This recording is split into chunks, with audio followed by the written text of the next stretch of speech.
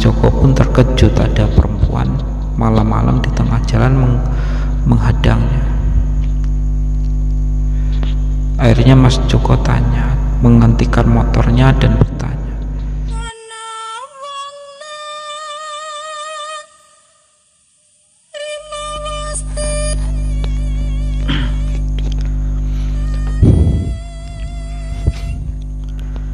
A'udzubillah.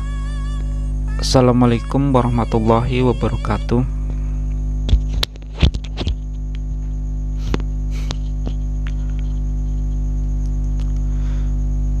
Sebelum bercerita, saya ingin mengucapkan terima kasih kepada teman-teman dan selamat datang karena telah mengunjungi channel kami yang sederhana ini. Semoga terhibur dan mungkin bisa mengambil manfaat dari cerita-cerita saya. Tidak lupa saya juga ingin mengucapkan terima kasih sebesar-besarnya kepada teman-teman yang telah mau mensubscribe, men-like atau komen atau men-share video yang saya bagikan.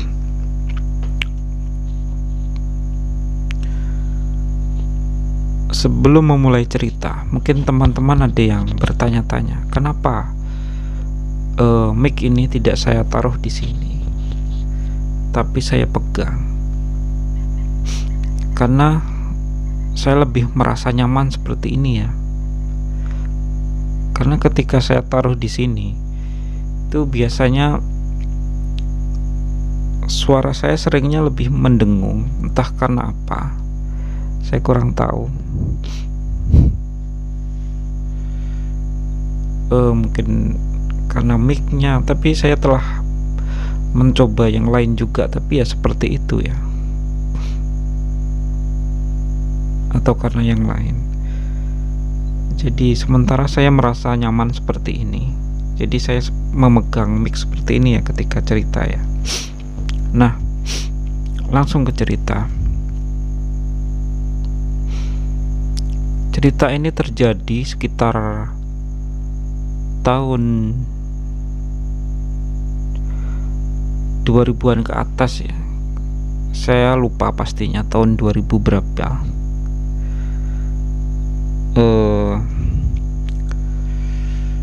Ketika itu ada salah satu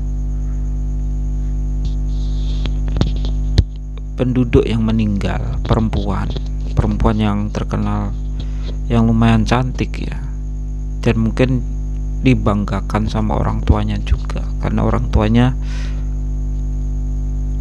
anaknya ya tidak banyak, dan itu salah satu yang pantas untuk dibanggakan.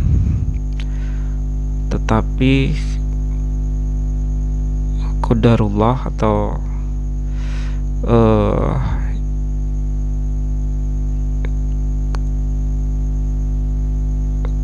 ya takdir ya, anaknya tersebut meninggal karena sakit. Nah, setelah anaknya tersebut meninggal, oh ya, kejadian ini terjadi di desa saya, di desa yang tadi ya tempat kakek saya juga tinggal itu.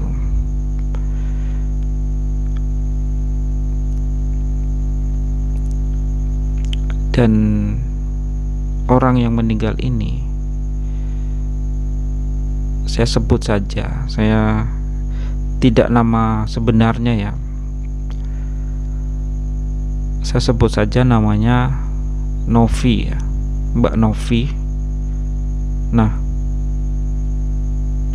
ketika Mbak Novi meninggal ini, terdengar desas-desus,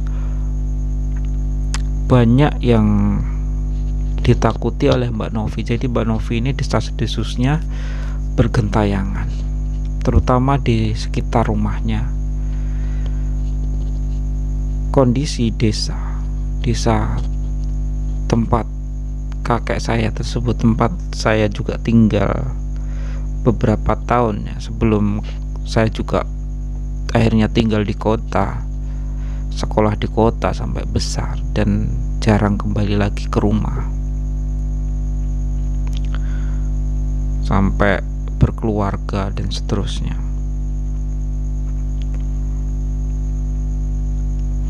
Nah, kondisi desa tersebut sangat sepi. Ketika muncul isu seperti itu menjadi semakin sepi. Antara rumah satu dengan rumah lainnya jaraknya jauh, lampu masih jarang, lampu di jalan. Ditambah cerita-cerita tersebut, sebenarnya tidak hanya cerita ini ya. Jadi setiap ada orang yang baru meninggal, kalau di desa kami itu pasti ada isu arwahnya masih bergentayangan. Biasanya sekitar 40 hari ya. Begitu juga dengan Mbak Novi ini. Nah, kondisi di rumahnya Mbak Novi ini itu kondisi jalannya juga sepi. Di depan rumahnya itu jadi ada jalan kampung itu sepi, sebelah sananya persawahan semuanya, sebelah sini rumah penduduk, tapi jaraknya juga tidak terlalu dekat, dan kondisinya juga kalau malam sepi, juga gelap, tidak terang.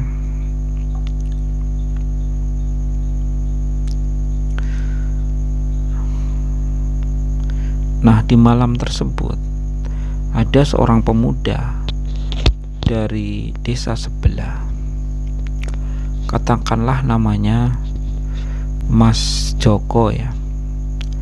Mas Joko itu ketika malam itu dia habis bermain ke rumah temennya dan dia mau pulang. Sebenarnya dia takut ya pulang kemalaman. Kondisi jalan sudah gelap, sepi, kemalaman, tapi karena suatu urusan dan dia harus pulang, akhirnya dia memaksakan diri pulang. Nah, ketika dia melewati jalan yang sebenarnya jalan itu di depan rumahnya Mbak Novi, yang ketika itu gelap ya kondisinya, dia melihat seorang wanita membentangkan tangannya, menghadangnya di tengah jalan. Mas Joko pun terkejut, ada perempuan malam-malam di tengah jalan menghadangnya. Akhirnya Mas Joko menghentikan motornya dan bertanya, "Ada apa, Mbak?" tanya Mas Joko ya. "Mas, kalau boleh saya mau numpang pulang ke rumah," kata wanita itu. Ketika Mas Joko melihat wanita itu, ternyata wanita itu sangat cantik ya, sangat cantik, putih, mulus. Maka Mas Joko pun dengan senang hati tanpa pikir panjang langsung mengiyakan. "Oh iya Mbak, kalau mau numpang boleh, saya antar sampai ke rumah," kata Mas Joko tadi. Ketika Mas Joko menyuruh sosok tersebut duduk ke belakang, maka sosok tersebut pun segera naik dan duduk di belakang Mas Joko. Mas Joko pun melanjutkan perjalanannya dan dia menanyakan, "Lah rumahnya di mana Mbak?" kata Mas Joko. Maka sosok perempuan ini menunjukkan, "Oh, rumah saya di sana," katanya. Akhirnya dia pun mengikuti apa yang dikatakan perempuan itu, dan perempuan itu memeluk Mas Joko dari belakang. Nah, ketika perempuan ini memeluk Mas Joko ini merasakan tangan perempuan tadi sangat dingin, tidak ada hangat-hangatnya sama sekali. Jadi kalau kita ini biasanya tangan kita ini kan hangat. Itu terasa, katanya terasa sangat dingin, seperti es. Tapi Mas Joko tidak memikirkan macam-macam, belum curiga macam-macam, baru terbesit di pikirannya, kok tangannya dingin sekali. Oh, mungkin perempuan ini lama di luar tadi dan kedinginan, pikir Mas Joko. Dan akhirnya Mas Joko terus berjalan, dan karena penasaran, Mas Joko pun bertanya ke perempuan tadi, mbaknya namanya siapa? Tanya Mas Joko. Perempuan ini pun mengenalkan kalau namanya adalah Tinyar. Ketika itu Mas Joko tidak merasa aneh ya dengan nama itu ya. Jadi nama Tinyar ini kan agak janggal ya, jarang wanita namanya Tinyar. Tapi Mas Joko tidak peduli, karena dia mungkin udah lupa yang lain-lainnya. Yang dia pikirkan, dia sedang membonceng wanita yang cantik, dan dia sudah mulai kenalan. Apalagi perempuan tersebut memeluk Mas Joko dari belakang. Nah, beberapa saat kemudian akhirnya Mas Joko melewati rumah yang sangat besar, di mana perempuan yang dia bonceng tersebut mengatakan bahwa itu adalah rumahnya, dan menyuruh Mas Joko berhenti. Awalnya wanita ini sebenarnya menyuruh Mas Joko mengantarnya sampai di tempat tersebut. Tapi Mas Joko ingin mengantarnya sampai masuk ke dalam. Jadi ke teras rumah ya. Itu kan rumah besar, ada pagarnya. Nah, itu Mas Joko mengantar sampai masuk ke dalam, sampai ke terasnya. Setelah mengantar sampai ke dalam, yang sebenarnya dia disuruh sampai di depan tadi saja, tapi dia memutuskan sampai ke dalam. Akhirnya perempuan tersebut turun dan berterima kasih ke Mas Joko dan menyuruh Mas Joko pulang. Dan sebelum pulang, dia sempat mewanti-wanti, berpesan ke Mas Joko, "Mas, nanti kalau pulang saja ya, tidak usah menoleh ke belakang," kata perempuan tersebut. Mas Joko pun, "Oh ya, oke," kata Mas Joko. Akhirnya Mas Joko membawa motornya lagi, bersiap-siap untuk pulang.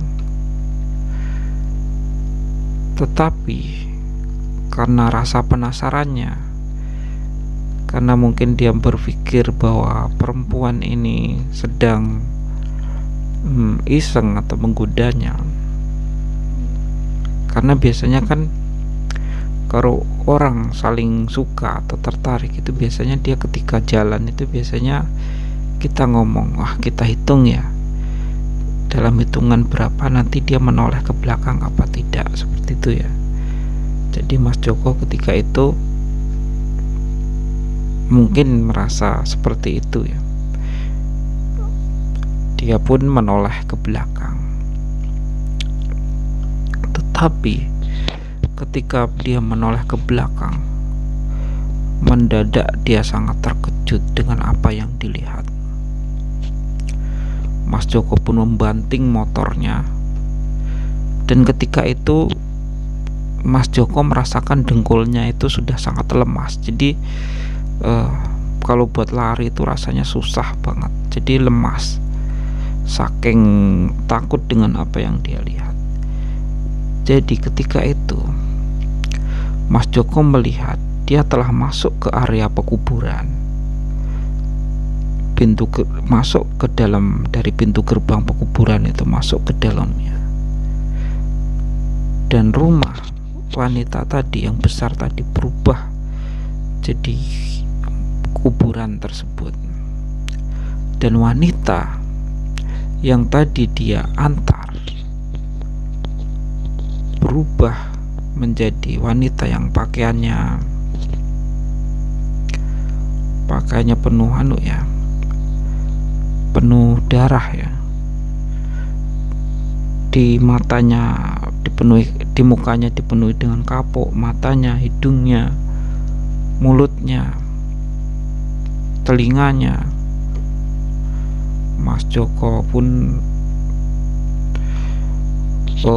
lari dengan susah payah, karena sebenarnya dia, menurut cerita Mas Joko, sebenarnya dia sudah tidak sanggup untuk lari lagi saking ketakutannya, saking badannya telah lemas duluan. Tapi akhirnya dia paksakan untuk lari, sedangkan wanita itu masih terus menatapnya. Akhirnya Mas Joko menemukan warung paling dekat di sekitar situ dan menceritakan apa yang terjadi. Nah, akhirnya pemilik warung itu menceritakan memang baru saja telah meninggal seorang perempuan yang Mbak Novi tadi ya. Dan Mas Joko tadi memberikan tumpangan ke perempuan itu ya di depan rumah Mbak Novi tadi ya. Dan dia baru meninggal. Saat itu Mas Joko baru terkenang, baru teringat di pikirannya, perempuan tadi itu namanya Tinyar. Ketika dia mengingat-ingat, dia baru sadar Tinyar itu mati anyar artinya, atau orang Jawa nyebutnya baru meninggal.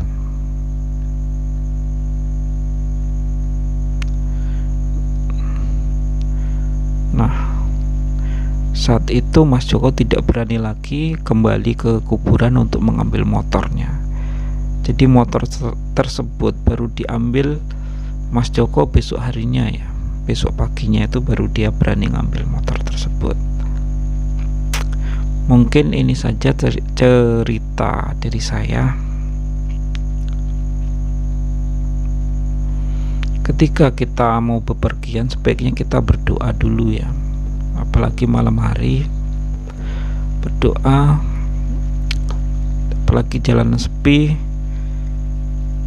Bila kejahatan bukan dari hantu, bisa jadi dari manusia yang berjiwa hantu ya. Jadi kita harus banyak berdoa, berzikir. Mungkin itu saja. Wassalamualaikum warahmatullahi wabarakatuh.